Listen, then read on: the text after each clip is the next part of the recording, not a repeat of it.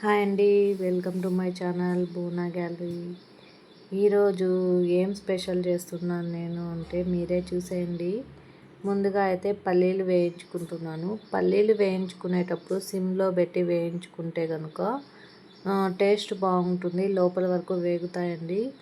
అలా కాకుండా హై ఫ్లేమ్లో పెట్టి వేయించుకున్నాం అనుకోండి, పైనేమో బ్లాక్గా అయిపోతాయి, లోపలైతే వేగిండవు. ఇలా అయితే పల్లీలు అయితే వేయించుకున్నాను. ఇప్పుడైతే కొంచెం ఆయిల్ వేస్తున్నాను. తర్వాత అయితే పచ్చిమిర్చి వేసుకుంటున్నాను. పచ్చిమిర్చి అయితే తుంచి వేసుకున్నాను, ఎందుకంటే అలానే వేసుకున్నాం అనుకోండి తుంచకుండా అవి చిట్లినప్పుడు విత్తనాలు మన కళ్ళలోకి ఎగిరే ఛాన్స్ ఉంది. ఇప్పుడైతే వెల్లుల్లిపాయ వేసుకుంటున్నాను. ఇప్పుడు చూసేయండి ఏంటి చేస్తున్నాను తెలిసిపోయింది కదా మీకు. అదేనండి, చింతాకు చట్నీ చేస్తున్నాను. చాలా బాగుంటుందండి టేస్ట్ అయితే. చింతాకు చట్నీ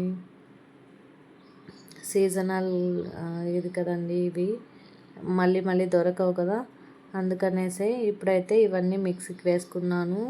ఇప్పుడైతే కొద్దిగా ఉప్పు వేసుకుంటున్నాను, కొంచెం జీలకర్ర వేసుకొని ఇప్పుడైతే మిక్సీ పట్టుకుంటున్నానండి.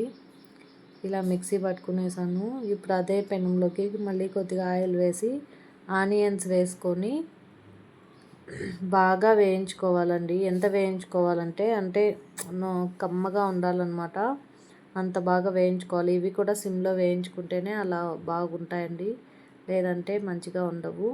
ఇప్పుడైతే చట్నీ వేసేసుకొని బాగా వేయించుకోవాలి. కొద్దిగా వాటర్ వేసేసుకొని బాగా కలిపేసుకొని కొద్దిగా అలానే సిమ్లో పెట్టి కొద్దిసేపు ఉండాలి. చింతాకు చట్నీ రెడీ.